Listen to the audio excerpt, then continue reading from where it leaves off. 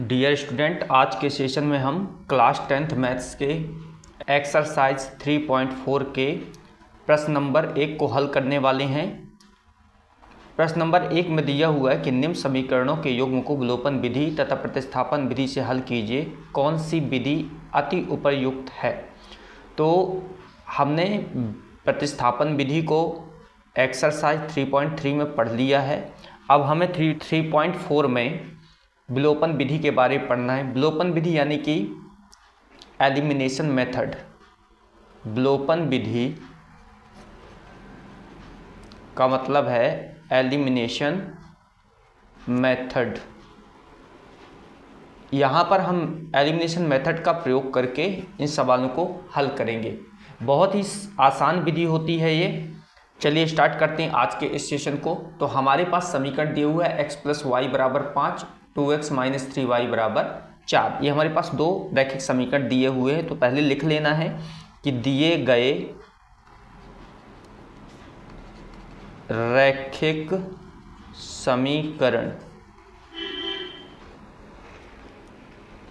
तो हमारे पास रैखिक समीकरण दिए हुए हैं।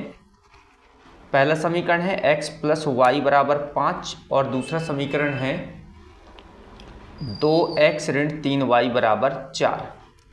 अब इसमें हमेशा ध्यान रखना है कि जो x के गुणांक हैं या फिर y के गुणांक को हमें बराबर करना है। जैसे इसका x का गुणांक यहाँ 2 दिया हुआ है, यहाँ पर x का गुणांक 1 दिया हुआ है। तो हम इन दोनों को बराबर करेंगे, दोनों में 2x आ जाए तो ये हल हो जाएगा।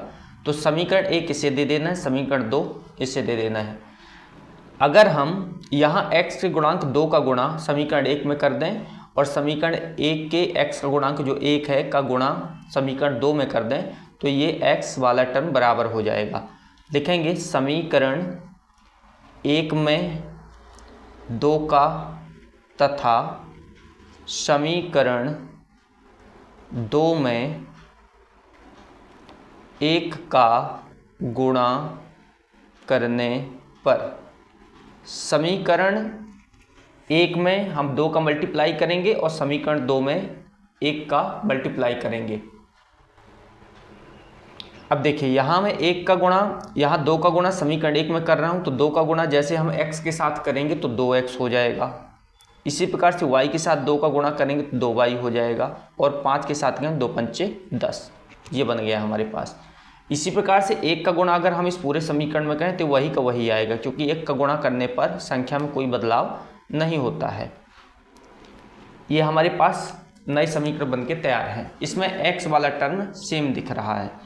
अब इसके साइन चेंज कर देना है। हमें ध्यान रखना है बीच वाली जो लाइन है उसके साइन को हमें चेंज करना है। यहाँ ये प्लस का है, ये प्लस का ही होता है, जहाँ पर कोई साइन नहीं होता इसको हमने माइनस कर दिया। जो माइनस का है वो प्लस का हो जाएगा। जैसे ये प्लस का है तो ये भी माइनस का हो जाएगा। अब बीच वाले साइन से हमको कोई मतलब नहीं, हमें ऊपर और नीचे वाले साइन से मतलब है। तो यहाँ देखिए, यहाँ 2 के आगे प्लस का साइन है, दिख नहीं रहा लेकिन प्लस का साइन है। तो प्लस माइनस माइनस यानी कि 2x से 2x घट जाएगा तो ये घट गया, मतलब 0 हो गया। इसी प्रकार से ऊपर वाला बीच वाले से कोई मतलब नहीं है तो प्लस प्लस प्लस होता है। तो 2y और 3y प्लस होंगे तो 5y हो जाएंगे, 2 3 5y। इसी प्रकार से ये प्लस का है और ये माइनस का है तो प्लस माइनस माइनस, 10 में से 4 जाएंगे आ जाएगा 6। अब y का मान निकालना तो y बराबर हो जाएगा 6, ये गुणा में है 5 तो आ जाएगा भाग में, y बराबर 6/5। ये हमारे पास y की वैल्यू आ गई। अब y का जो मान आया है उसे समीकरण 1 या 2 किसी में भी रख दो। तो y बराबर 6/5 समीकरण 1 में रखने पर, हम 1 में रखेंगे, 1 में रखने पर जैसे ही समीकरण 1 में रखोगे तो x + y = 5 है। तो जहाँ भी y दिख रहे हैं वहाँ पर रखेंगे 6/5। समीकरण 1 ये दिया हुआ है x + y = 5, तो इसी में रखना है हमें। तो यहाँ पर रख रहे हैं हम, y के स्थान पर रख रहे हैं 6/5। तो 6/5 हमने यहाँ रखा, बराबर 5 हो गया। तो x का मान आएगा 5। ये प्लस 6/5 दिया हो तो इधर जाएगा माइनस 6/5 हो जाएगा। अब इस भिन्न को हल कर देना है।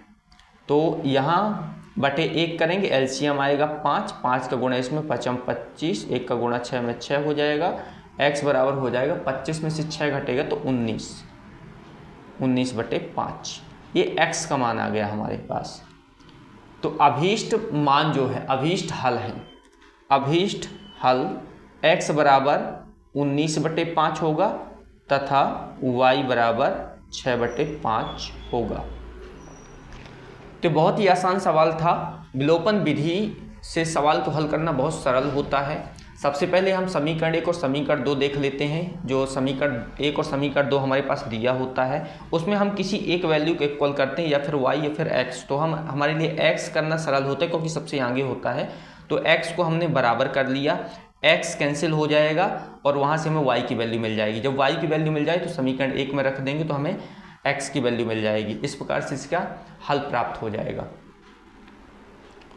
इसी प्रकार से दूसरा सवाल दिया हुआ हमारे पास 3x + 4y बराबर 10 और 2x - 2y बराबर 2। इसे भी हम विलोपन विधि से हल करेंगे। लिखेंगे दिए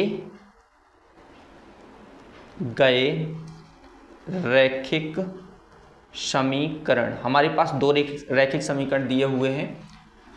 एक दिया है 3x धन 4y बराबर 10 और दूसरा है हमारे पास 2x ऋण 2y बराबर 2। समीकरण 1 इसे दे देना है, समीकरण 2 इसे दे देना है। अब हमें किसी एक को बराबर करना है, हमें ये x वाले टर्म को बराबर करना है। तो इसका गुणांक 2 है और इसका गुणांक 3 है। तो इस 3 का गुणा इस समीकरण 2 में कर देंगे और समीकरण 1 में 2 का गुणा कर देंगे। मतलब इसके गुणांक का गुणा इसमें कर देना है और इसका गुणांक जो होगा इसमें कर देना है। तो हमारे पास x बराबर हो जाएगा। लिखेंगे समीकरण 1 में 2 का तथा समीकरण 2 में 3 का गुणा करने पर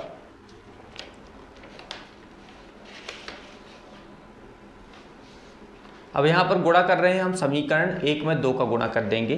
तो 2 का गुणा जैसे 3 के साथ 2 तिहाई 6x और 2 चौको 8y, 3 के साथ भी हो गया, 4 के साथ भी 2 इराहम 20, 10 बार में 20 आ जाएगा।